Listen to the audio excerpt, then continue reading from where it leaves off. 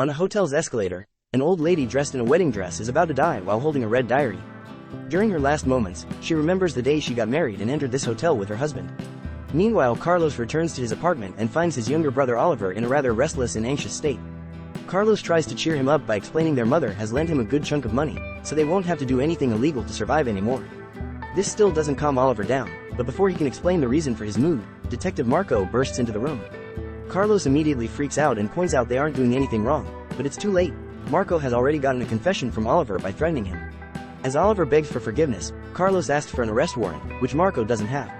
However, the detective still wants to drag the brothers to the station at gunpoint, causing Carlos to panic and start fighting him. Oliver helps him, and once they get Marco out of the way, they rush to the stairwell to escape. Marco immediately follows them, and as he moves his hand, he accidentally shoots Carlos in the leg and makes him fall. While Marco wonders what happened to his hand, Oliver runs to his brother's side and starts yelling for help to no avail. At that moment, they hear an explosion in the distance, but no yelling or sirens. Carlos' wound is bleeding pretty badly, so Oliver ties his hoodie around it. Furious, Oliver tries grabbing Marco to get revenge, but Marco pushes him against the bed and threatens him into shutting up. When Oliver says they should take Carlos to the hospital, Marco refuses because he's sure that they can treat him at the police station. Then Oliver helps Carlos walk and the three men start going downstairs. As he moves, Marco finds some loose hairs on his clothes but doesn't know where they come from. The trio gets to the door only to find it locked, so they keep going. However, no matter how much they walk, they don't seem to make any progress. It's as if the same floor repeats over and over. The group looks up and down, noticing there isn't an end in sight. Marco tells the brothers not to move and starts quickly running downstairs, keeping an eye on the floor numbers going down and trying all the doors, which are locked. However, after lots of running, he finds Carlos and Oliver again, appearing behind them from above. Carlos can't help wondering if he's hallucinating from the pain. Losing his mind, Marco takes the stairs again and Oliver retries the door to no avail. At that moment, Marco returns and is so shocked to see the brothers again that he runs a test. He throws his keys through the center of the stairwell, only for the keys to fall back to them from above. Marco asks the brothers if they gave him anything illegal as he points his gun at them, but they assure him trapped just like him. It seems the stairs are an infinite loop. Oliver has no signal on his phone and yelling for help gets no answers. He hears his brother in pain and says he wants to remove the bullet, but Carlos refuses, saying it may end up in an infection because Oliver can't do even the most basic everyday chores. Marco breaks the vending machine with a fire extinguisher to get some water, so Oliver gets a bottle as well to at least wash the wound. 4 hours later, the trio is still stuck there. Marco opens his wallet to look at a family picture and finds a tiny card that he doesn't recognize, so he tears it into pieces and throws it away. Then he reveals he has some uppers for personal use, so he gives them to Carlos to help him escape his pain for a few hours. Once Carlos is unconscious, Marco and Oliver get food from the vending machine and sit together to chat. Marco shows Oliver the family picture, explaining that he was supposed to celebrate his 15th anniversary with his wife tonight. Oliver's only answer is to threaten to kill him if Carlos dies, then he gets his bag to check if it has anything useful, but it's not much. The next day, Carlos wakes up but he's barely alive. With his last breath, he tells Oliver to value his life and enjoy it, which he was never able to do. Carlos dies in Oliver's arms, and while Oliver cries, Marco checks the vending machine to discover it's restocked itself. As Marco freaks out over the loop, a devastated Oliver grabs the gun and almost kills him, but Marco calms him down by pointing out his shooting had been an accident and that he's just losing his mind because of the grief. Meanwhile, in a nice house in the countryside, Daniel is helping his sister Camilla learn a magic trick involving cards while their stepfather Roberto watches. Their mother Sandra reminds them to finish packing, since they'll go on a road trip to visit the children's biological father. Daniel takes his hamster and a deck of mini playing cards. Sandra also asks him to grab Camilla's spare inhaler. Before they get to leave, they get a phone call from the children's father, and Sandra furiously assures him that Roberto hasn't drunk in 5 years, so he'll drive perfectly soberly.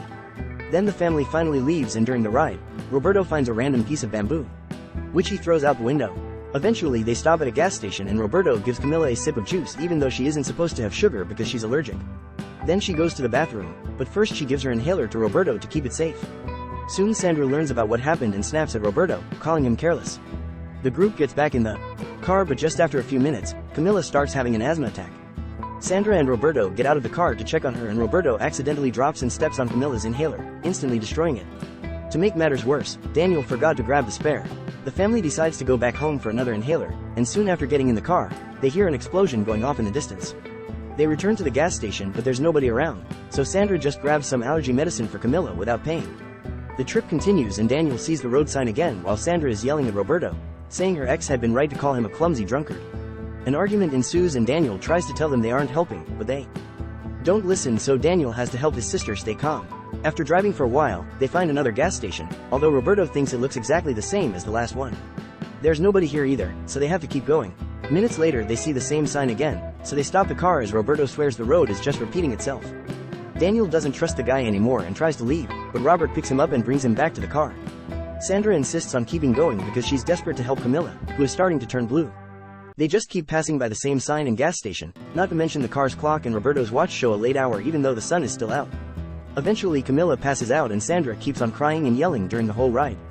After seeing the same sign for the zillionth time, Roberto stops the car and tells the others to wait while he walks off through the field on the right, hoping a different direction will give a different result.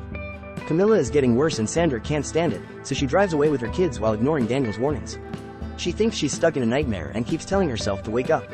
When she stops the car to have a breakdown, Daniel gets out with Camilla, and Sandra keeps going without noticing the children are gone. Carrying his sister in his arms, Daniel walks all the way back to the road sign and watches Sandra pass through the loop. The next time she sees the gas station, she goes inside and hides to cry over her lack of hope.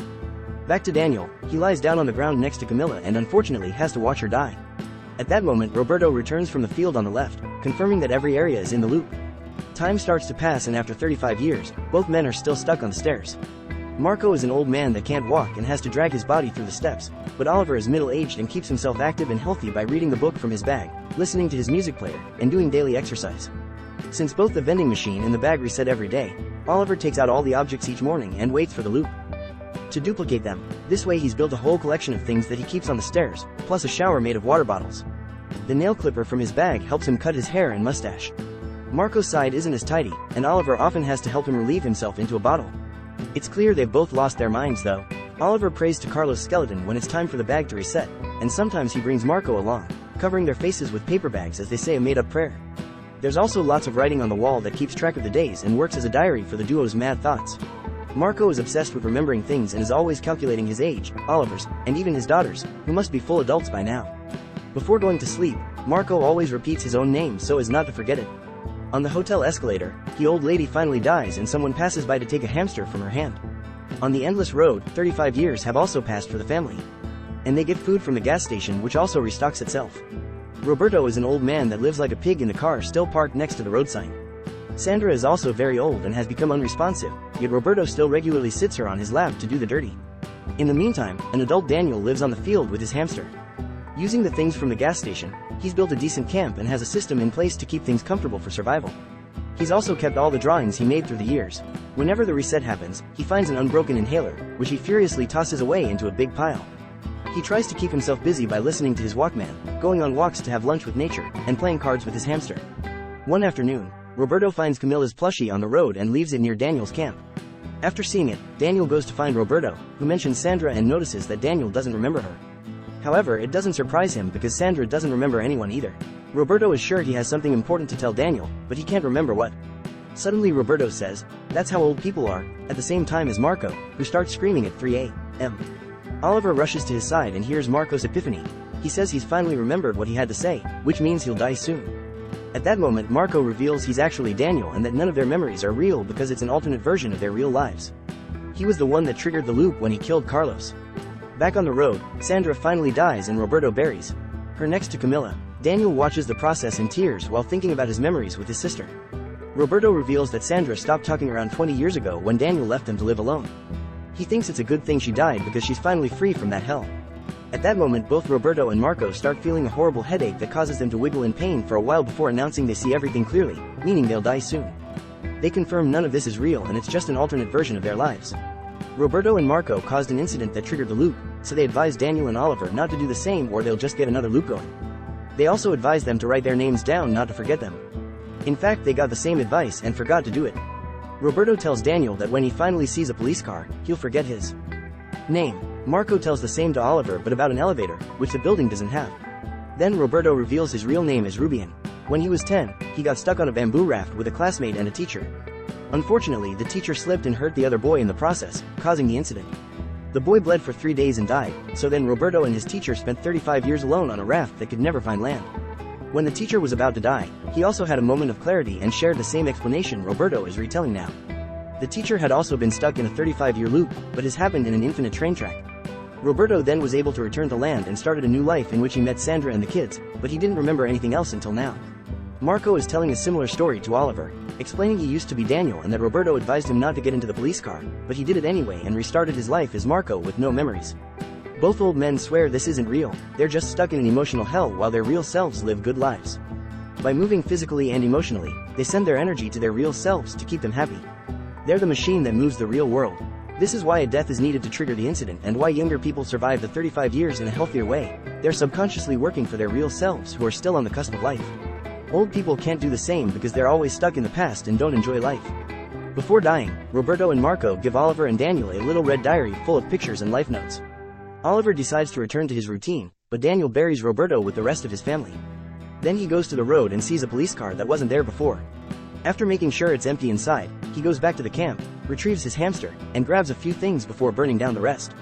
However, when he returns to the car and touches it, he forgets everything and drops the hamster before driving away. With the police uniform he finds in the car, Daniel reaches the city, cuts his hair, and starts a life as Detective Marco, triggering a new loop by killing Carlos. Meanwhile, Oliver tries to ignore the elevator door that has appeared next to the stairs, but he's slowly losing his mind. He even considers self-deleting, but he can't do it. When not even praying helps, he finally gets in the elevator and finds a uniform to start a new life as Carl, a hotel bellhop.